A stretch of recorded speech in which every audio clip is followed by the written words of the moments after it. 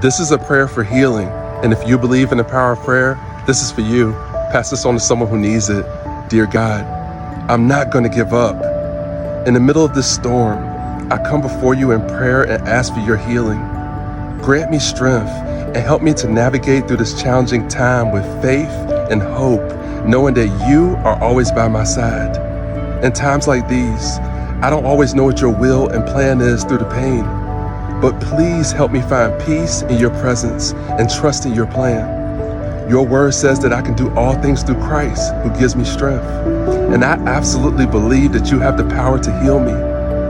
You demonstrated that on the cross, and you still are able to heal in miraculous ways today. I ask that you would touch me from the crown of my head to the sole of my feet, restoring joy where there is sadness and peace where there is chaos.